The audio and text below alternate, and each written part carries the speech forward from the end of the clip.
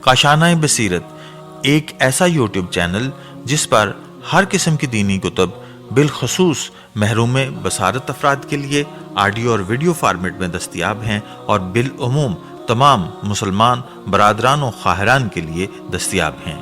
اس لیے آپ سے گزارش ہے کہ بیل آئیکن کو پریس کر کے ہمارے اس چینل کو ضرور سبسکرائب کیجیے تاکہ آئندہ آنے والی ہر کتاب آپ کو بر وقت ملتی رہے۔ کاشانۂ بصیرت، کاشانۂ بصیرت، کاشانۂ بصیرت، کاشانۂ بصیرت۔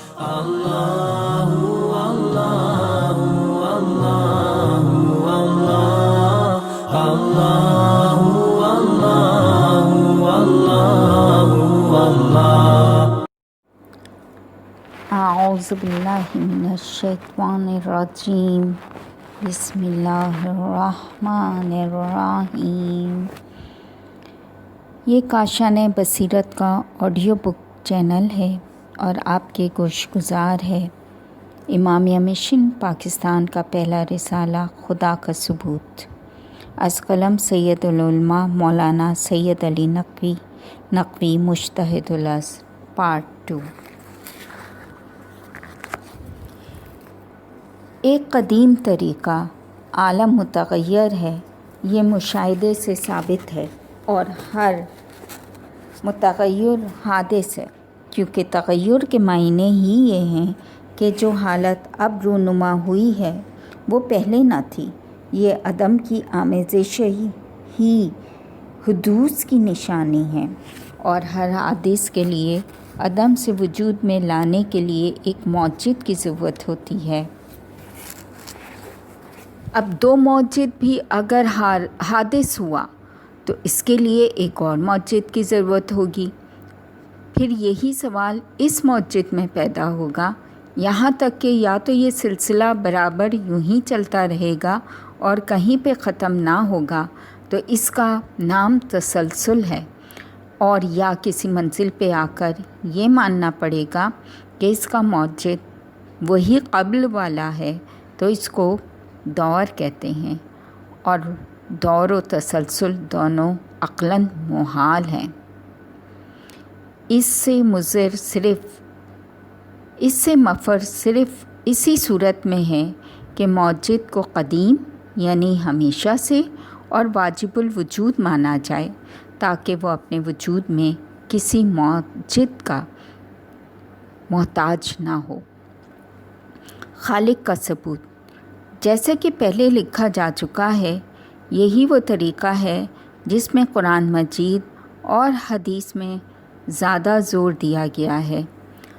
قرآن کہتا ہے کہ یقیناً آسمان و زمین کی خلقت، شب و روز کی آمد و رفت، وہ کشتیاں جو لوگوں کے فائدے کی چیزوں کو لے کے دریاؤں میں پھرتی ہیں، وہ جو اللہ آسمان سے پانی برساتا ہے تو اس سے مردہ زمین کو زندہ کر دیتا ہے، وہ جانور جو اس نے زمین میں پھیلا رکھے ہیں، ہواؤں کی گردشیں، اور وہ بادل جو آسمان اور زمین کے بیچ میں اس کے قبضہ قدرت کے پابند ہیں، ان سب میں نشانیاں ہیں ان کے لیے جو صاحبان عقل ہیں۔ نشانیاں کس کی؟ اپنے پیدا کرنے والے کی۔ خلاصہ اس استدلال کا یہ ہے کہ ہر نقش اپنے نقاش کا، ہر تصنیف اپنے مصنف کا، ہر عمارت اپنے معمار کا پتہ دیتی ہے۔ اس طرح اس کائنات عالم کا ہر ذرہ اس کا گواہ ہے کہ اس کا کوئی پیدا کرنے والا ہے۔ اسے ایک معمولی دماغ والا بچہ اور سطحی نگاہ رکھنے والا جاہل اپنی زبان میں سمجھ سکتا ہے، اور اسی کو ایک فلسفی اپنے علمی اصطلاحات سے ثابت کرتا ہے جو عوام کو ایک پیچیدہ مسئلہ معلوم ہونے لگتی ہے، مگر بات یہی ایک ہے کہ اثر بغیر مؤثر کے نہیں ہوتا، اور صنعت بغیر صانع کے وجود میں نہیں آ سکتی، لہٰذا یہ کائنات بغیر کسی خالق کے نہیں ہو سکتی۔ وہی امکان و حدوث اور علت و معول वाला इस्तिदलाल जो फ़लसफ़ी इस्तिलाहात के जाल में फंस के हफ्ते ख्वां बन जाता है, इसको एक ज़ईफ़ुल उम्र बुढ़िया बिल्कुल आसान तरीके से कह देती है। इस वक्त जब इसके सामने चरखा है, वो काट रही है। कोई पूछता है, तुमने अपने खुदा को क्यों कर पहचाना? वो जवाब देती है, इसी चरखे से। देखो, जब तक मैं उसे चलाती रहती हूँ ये चलता रहता है। इधर मैंने हाथ रोका, बस ये रुक गया। बस जब ये इतना सा चरखा बग़ैर किसी चलाने वाले के नहीं चलता, तो इतना बड़ा दुनिया का इंतज़ाम बग़ैर किसी मुंतज़िम के क्यों कर कायम रह सकता है। जोश मलियाबादी ने जो आजकल मुनकिर खुदा की हैसियत से नुमायाँ हैसियत रखते हैं, गैर शऊरी तौर पे इस हकीकत को नज़म किया है। निशाने हिलाल नुमा राह में बताते हैं कि थोड़ी दूर पे आगे सवार जाते हैं। टपक के झाड़ियों से हवन ये बताता है कि ज़ख़म खा के इधर शिकार जाता है। टपक के झाड़ियों से खून ये बताता है कि ज़ख़म खा के इधर से शिकार जाता है। सनम तराश ना हो तो सनम नहीं बनता, कदम ना हो तो निशाने कदम नहीं बनता। यूं ही ये राह के है जिसका नाम कहकशां, यूं ही ये नक्श कदम माहो नई अरोताबा। यूं ही ये गरोसर राह खुशनुमा तारे, रवाहें जिनकी जबीनों से हुस्न के धारे। ज़मीं का नूर हैं और आसमान की ज़ीनत हैं, किसकी शोख़ी रफ्तार की अलामत हैं। आइमा ताहरीन का अंदाज़े रहनुमाई।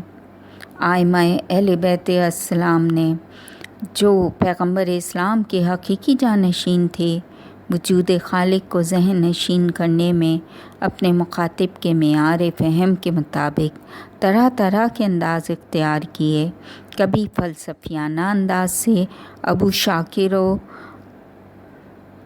के जवाब में जब इसने खालिक के सबूत पे दलील मालूम करना चाही, इमाम जाफ़र सादिक ने फरमाया, मेरे नफ्स को ख़ुद अपने वजूद का बाइस अगर माना जाए तो वो दो सूरतों से खाली नहीं।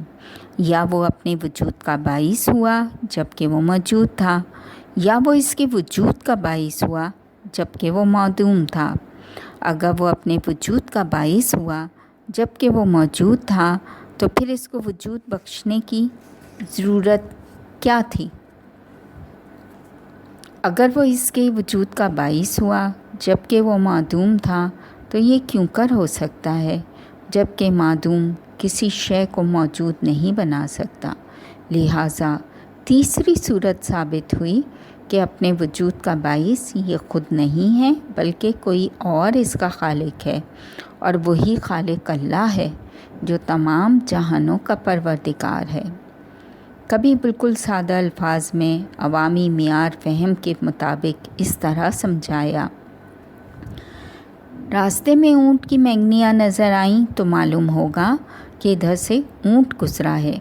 गधे की मैंगनियाँ हों तो मालूम होगा कि गधा गुज़रा है। पैरों का निशान देखो तो रहरू का पता चलेगा। फिर ये बड़ा आसमान इस लताफत के साथ और ये ज़मीन इस जिसामत के साथ क्यों कर बारीक बीन और बाखबर खालिक की दलील ना होंगे। कभी नफ्सियात के ज़रिए से साबित किया कि जब एक शख्स ने पूछा कि आपने अपने खुदा को क्यों कर पहचाना, फरमाया, मैंने अपने खुदा को पहचाना मज़बूत इरादों के टूट जाने से, हिम्मतों के पस्त हो जाने से। जब मैं कोई इरादा करता हूँ तो अक्सर वो मेरे इरादे को शिकस्त दे देता है। हिम्मत बांधता हूँ, वो हिम्मत को पस्त कर देता है। एक दफ़ा एक दहरिए से गुफ्तगू ने तूल खींचा तो इमाम ने इसको ज़िंदगी का ऐसा हंगाम याद दिलाया कि जब कश्ती पे सवार हों, तूफ़ान आए, कश्ती बिल्कुल मंझधार में हो, ना कोई साहिल करीब हो, ना कोई दरख्त सामने नज़र आए, بلکہ کشتی شکستہ بھی ہو چکی ہو، تختے الگ الگ ہو گئے ہوں، یہ انسان ایک تختے پہ بہتا جا رہا ہو۔ آپ نے فرمایا، کیا ایسا وقت جب پیش آیا تو دل میں کوئی آسرا محسوس ہوتا تھا کہ اب بھی کوئی بچا سکتا ہے؟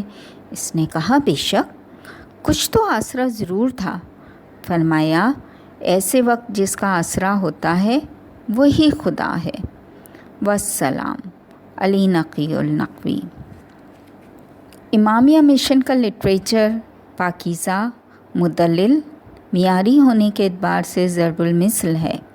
پاک و ہند کے گوشے گوشے سے خراج و تحسین حاصل کر چکا ہے۔ خود مطالعہ فرمائیے، اوروں کو پڑھائیے۔ مقصد اسلام کی اشاعت کا یہ آسان طریقہ ہے۔ کیا اب تک آپ اس مشن کے رکن بن کے اس تبلیغی تنظیم میں شامل نہیں ہوئے؟ جلدی کیجیے، زندگی گزر رہی ہے۔ سید حسن علی شاہ، روکڑی، امامیہ مشن، پاکستان۔